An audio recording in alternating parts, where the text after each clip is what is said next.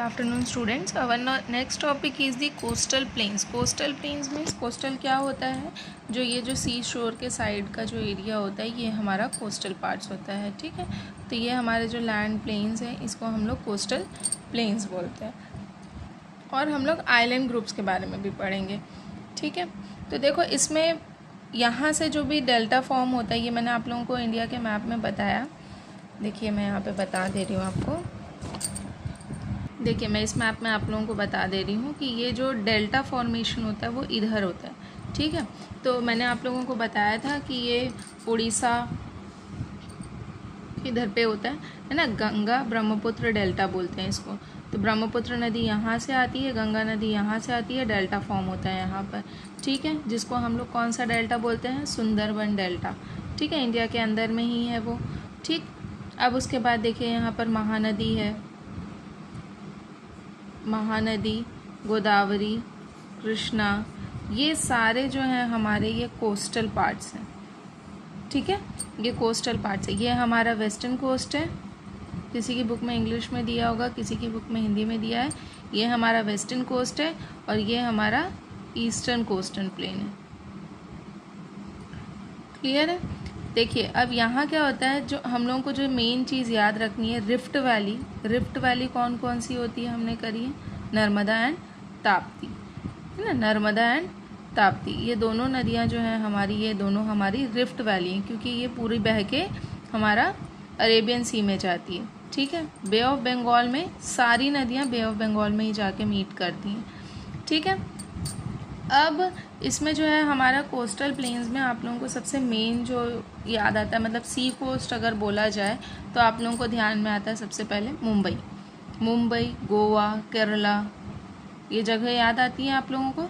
तो हमारे पास में जो कोस्टल रेंज में आती हैं वो सबसे पहले मुंबई, गोवा, ये दोनों चीज़ें हमको पहले ध्यान में आती हैं। तो ये जो हमारा जो नीचे का पूरा रीजन है ये हमारा कोस्टल प्लेन्स में आता है, जिसमें हमारा ये वेस्टर्न कोस्ट है और ये हमारा ईस्टर्न कोस्ट है। क्लियर है आप लोगों को, ये आप लोगों को डायग्राम तो क्लियर हो गया होगा, है ना। तो देखो इसको हम लोग डिफाइन कैसे करेंगे। There are narrow plains along the sea coast on both sides of the peninsular plateau, these are called the coastal plains. तो जो ये जो नैरो पार्ट बनता है इसको हम लोग कोस्टल प्लेन्स कहते हैं। ठीक है, western coastal plains line to the west of the Sahyadri range. It stretch from Kutch and Kathiawar in Gujarat to Mumbai and Goa and continues till the southern tip of the Kerala. तो ये यहाँ से, मतलब मैंने यहाँ पे डायग्राम बनाया है, सो ये यहाँ से स्ट्रेच होता हुआ केरला तक जाता है। ठीक है, मतलब कच्छ कतिवार से लेके केरला तक जाता है हमारा एक कोस्ट जाता है।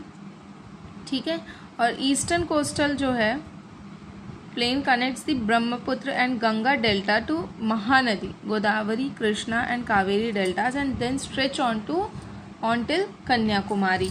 तो देखो यहाँ पे आप लोगों को ये चीज़ क्लियर कर दिया है कि वेस्टर्न में हमारे कच्छ एंड सह्याद्री रेंज से लेकर केरला तक जाता है। ठीक है, मीन्स यहाँ से ये पूरा, और जो हमारा ईस्टर्न साइड है वो गंगा ब्रह्मपुत्र डेल्टा से महानदी होते गोदावरी, कृष्णा, कावेरी, ये सारी नदियों को मिलते हुए कन्याकुमारी तक जाता है। ठीक है, तो दोनों तरफ का आपको क्लियर कर दिया गया कि कच्छ सह्याद्री रेंज से लेके पूरा नीचे केरला तक जाता है, और यहाँ पे गंगा ब्रह्मपुत्र डेल्टा, फिर उसके बाद महानदी, गोदावरी, कृष्णा, कावेरी से लेके कन्याकुमारी तक हमारा ईस्टर्न कोस्ट जाता है। क्लियर है। ये दोनों के दोनों प्लेन्स जो हैं वो कहाँ पे मेट करते हैं, कन्याकुमारी में। वेस्टर्न और ईस्टर्न दोनों प्लेन्स जो हैं वो मीट होती है कन्याकुमारी में। क्लियर है।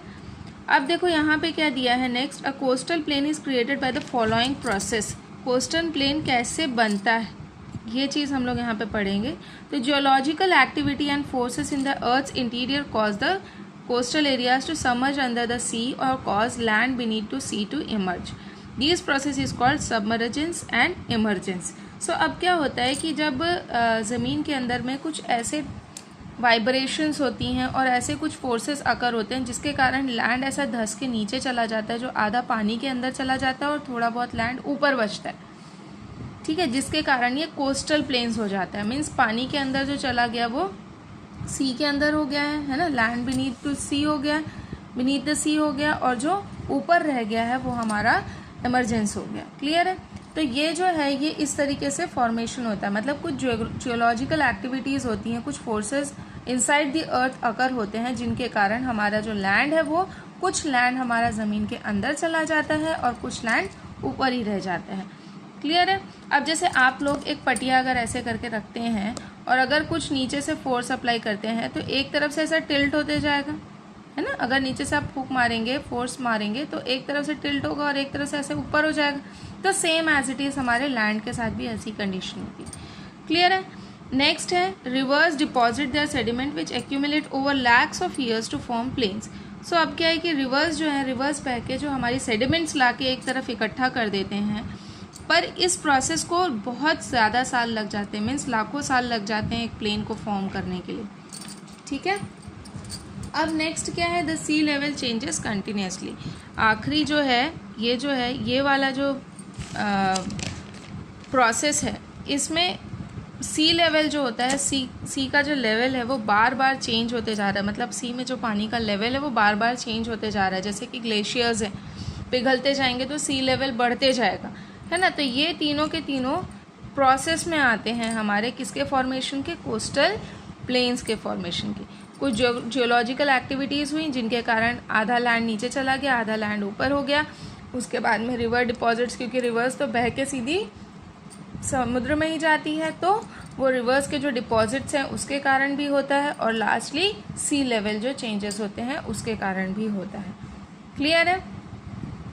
अब इसके बाद हम लोग करेंगे कि कुछ स्पेशल कैरेक्टरिस्टिक्स हैं western and eastern coastal planes की, उसको हम लोग क्लियर आउट करेंगे। देखो, अब वेस्टर्न कोस्टल जो है वो हमने देख लिया कि अरेबियन सी में है ना। जैसे हमारा ये मैप जो है इस टाइप का रहता है, नीचे का इंडिया का मैप, तो ये वेस्टर्न कोस्ट में हमारे इस तरफ में कौन सा आता है, अरेबियन सी, और इधर क्या आता है, बे ऑफ बंगाल। तो हम लोग अभी वेस्टर्न कोस्टल की बात कर रहे हैं, तो वेस्टर्न कोस्ट में अरेबियन सी है, created by submergence of the land. तो यही मैंने आप लोगों को बताया कि यहाँ पे सबमर्जेंस है।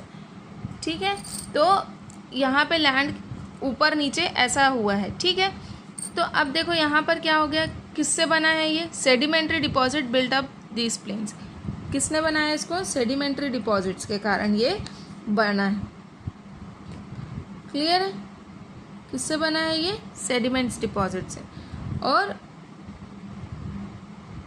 इसके बाद में एक छोटा सा आप लोगों को एक ये भी बता देती हूँ, the wide part where the river and sea meets.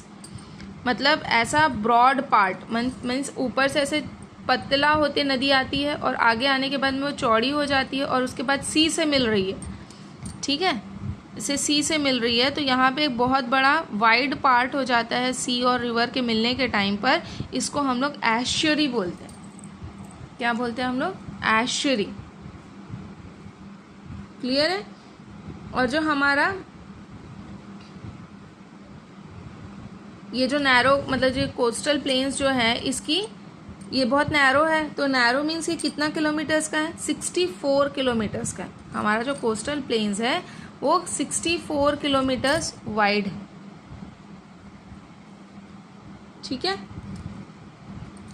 Next क्या है, short and Swift, they don't carry sediments. तो अब यहाँ क्या होता है कि बहुत छोटे छोटे अगर वैली रहेगी, है ना, वैली रहेगी, रिवर रहेगी, तो वो क्या होता है, जब छोटी हैं तो फिर वो सेडिमेंट्स कैरी नहीं कर सकती हैं, सेडिमेंट्स फ्री होती हैं। तो सेडिमेंट्स फ्री जो होती हैं उसको हम लोग एस्चुरी ही बोलते हैं। ठीक है? सेडिमेंट्स फ्री मीन्स उसके साथ में कोई भी ग्रेवल्स नहीं ट्रैवल कर पा रहा है, मतलब उसके साथ में कोई पत्थर वगैरह नहीं ट्रैवल कर पा रहा है, पत्थर वगैरह वहीं सेटल हो गए हैं और ये आराम से बह रही है नदी। ठीक है? क्लियर है? अब देखो नेक्स्ट जो है इसमें डिस्कस करने वाली बात ये है कि ये जो कोस्टल प्लेन है ये हमारा दमन से लेके गोवा तक, दमन से गोवा, इसको हम लोग कोंकण प्लेन बोलते हैं। ठीक है? फिर उसके बाद गोवा टू मैंगलुरु, इसको हम लोग कर्नाटका या फिर मैसूर प्लेन बोलते हैं, Goa to Mangaluru. Next is Mangaluru to Kanyakumari, यही बचा लास्ट, इसको हम लोग मालाबार प्लेन बोलते हैं। Clear. Daman to Goa Konkan plane, Konkani भाषा बोली जाती है गोवा में, तो इस तरीके से हम याद कर सकते हैं। Daman to Goa Konkan plain, Goa to Mangaluru Karnataka या फिर Mysore plain. Next is Mangaluru to Kanyakumari which is we call it as Malabar plain. Clear है। और देखो यहाँ पे क्या है, मालाबार प्लेन में ही बैक वाटर होता है। बैक वाटर मीन्स सी वाटर और रिवर वाटर दोनों मिक्स होते हैं जिस जगह पर, उसको हम लोग बैक वाटर बोलते हैं, मतलब उस पानी को हम लोग बैक वाटर बोलते हैं। क्लियर है। अब नेक्स्ट हम लोग इसके क्लाइमेट के बारे में डिस्कस करेंगे।